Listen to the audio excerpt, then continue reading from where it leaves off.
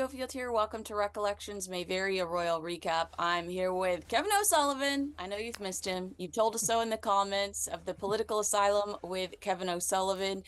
Kev, I'm going to ambush you with a breaking story, another PR charm attack from Prince Harry and Meghan Markle.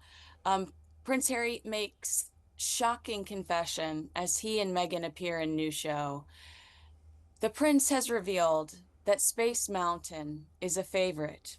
In the trailer for a new show about Disneyland, Harry can be heard saying, "Space Mountain was one of my favorite things." Meghan replies, "It's still one of your favorite rides."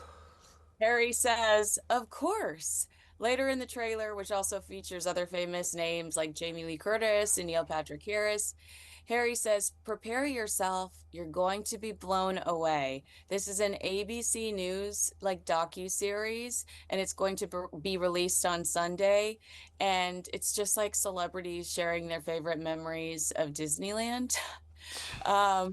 Doesn't this feel like such a PR? Well, first of all, let's not forget that Meghan recently thanked Disneyland for the great trip for Lily's birthday. So now we know that that was just an influencer trip. Poor Lily's birthday was Meghan's one-way ticket into a free Disneyland trip. But doesn't this just reek of we're trying so hard to be known as this happy, loving family couple? Yes, it does.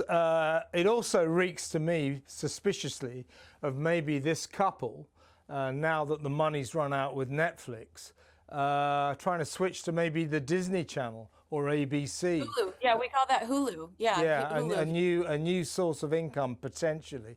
They're definitely scoping things out, there's no doubt about that.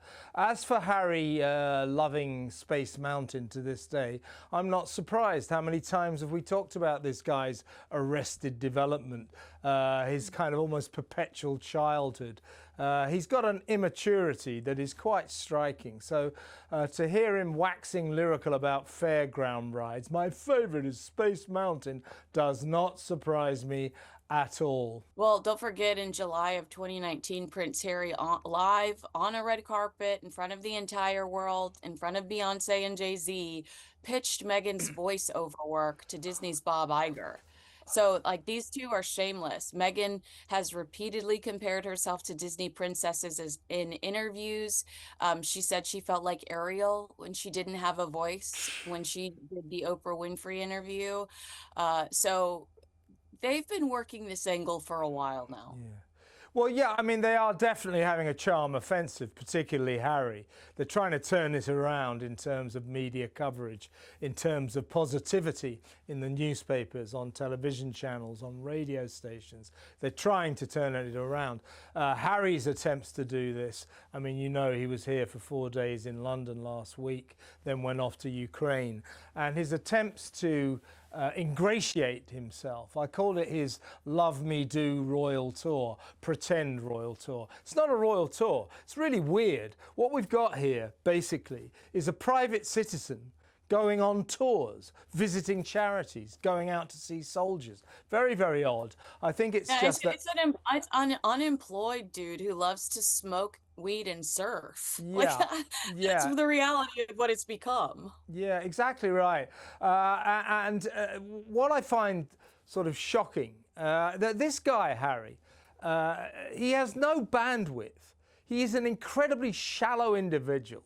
And I think I'm entitled to say this because he doesn't seem to understand that him running away from Britain, abrogating, turning his back on his royal duties, turning his back on the British people who loved him, turning his back on his own family, heading for America, and then spending 5-6 years hurling grenades across the Atlantic, calling all of us slave drivers, calling his father a racist, calling Catherine the Princess of Wales a racist, calling his father an uncaring, mean-spirited dad, calling Queen Camilla, or Camilla as she was then, the villain of the story. He seems to believe that in 4 days ago, oh, look, here's me at a charity, aren't I nice? That a few happy, snappy appearances at charities, grinning for the cameras, that all of his sins his many sins, his awful crimes over the past 5-6 years will be eradicated, evaporated, gone, forgiven and forgotten. Well, let me tell you, he's got another thing coming. And by the way, stories are beginning to emerge about his 54-minute meeting with his father last week that contradict what we were told. Oh, they were weeping, they were hugging each other, it was so joyous.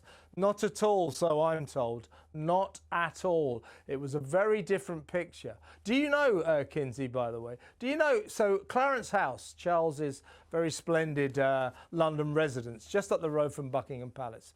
Now, everybody who comes to visit the King or goes to Clarence House goes through this front door where there's a security check. I'm talking about senior politicians, the Prime Minister. I'm talking about charity chiefs, the kind of people who have audiences with the King. Everybody goes through that front door. Only the royal family have a special entrance at the back. So Charlie's, King Charles's relatives, his family, the royal family come in through a special VIP royal entrance at the back. Guess which entrance Harry came in through last Wednesday? It was the front. It was the security check. And here's another thing. Everybody said, oh, well, Camilla won't go to that meeting with the King because she hates Harry. Actually, I heard let that me tell you, she was there. She sat there because the King needs a witness. The King she didn't was there. trust Yeah, she was there. And I'm told from good sources that the atmosphere was not amiable. It was quite tense. Remember this, right? After 19 months, 54 minutes and a cup of tea with his dad. That's all.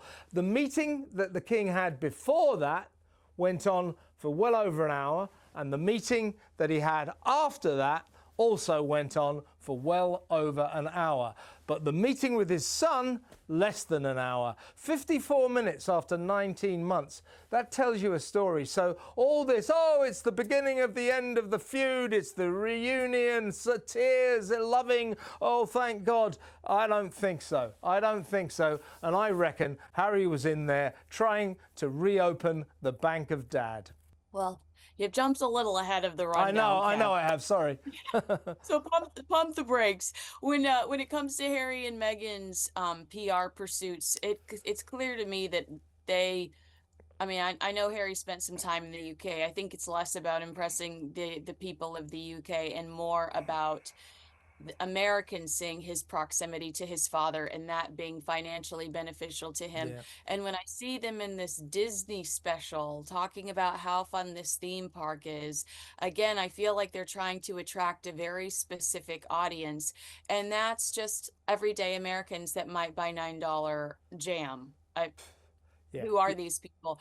But what I thought was so interesting about the Disneyland, of course, is like this institution that is celebrated. It's an American institution that's incredibly celebrated and loved here. Like, I challenge you to find somebody that hates Disneyland. And so I think that this is a very strategic move on their part. But I found in all of these recent headlines about Disneyland from Fortune magazine, it's unaffordable for the average American family. Has Disneyland become a luxury experience from Fox 11 in Los Angeles? Disney parks addicted to price hikes become more unaffordable.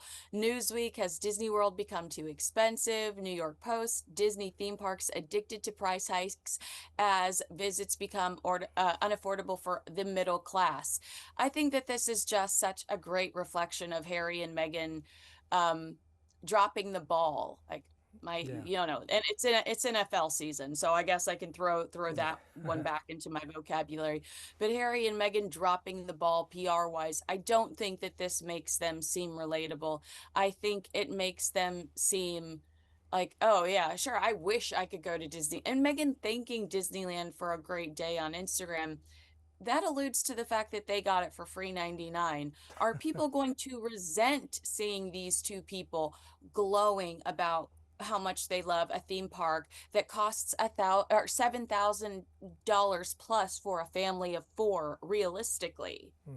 Well, no, I think that Disney, talking about trying to repair relationships with the public, just as Harry and Meghan are trying to do that. So are Disney. Disney spent the last 5 years being so, astronomically woke that they alienated the people who always loved Disney. They've been making these movies that people don't like, yeah, Snow White. I mean, unbelievable. Snow not awfully white, no dwarfs, etc., etc. Ridiculous. That's the kind of nonsense, the kind of crap, if I can say that alienates the people and did alienate the people. To be fair to Disney, new management has realised that. Let's go back to basics. Now, interestingly, Harry and Meghan also are desperately trying to repair relations with the public. But the rift, I think, now is so wide that they're going to really, really struggle. And they've got to do more than just blatant PR stunts. So when Harry came to London last week, it was one long, blatant PR stunt. He gave this interview saying, yeah, all the press, all the media keeps saying I'm miserable. I am not. I'm happy with my life. I'm thrilled with my life. I'm loving life. Well, why do you always look so damn miserable then? Why are you always suing everyone in fury? Don't tell us one thing, and act in a different way. People can see through this guy. They can see through Meghan, obviously. So will their attempts to repair their relationship with the public through the prism of Disney and Disneyland work? I don't think so. But good luck to them. But they've got a long way to go. They've got to start acting. They've got to start not just pretending or performing for the cameras, delivering performative acts that make them look good, and start actually doing things that are good. Agree with us, disagree with us, let us know in the comments below. Make sure you like, subscribe, and share this video with a friend.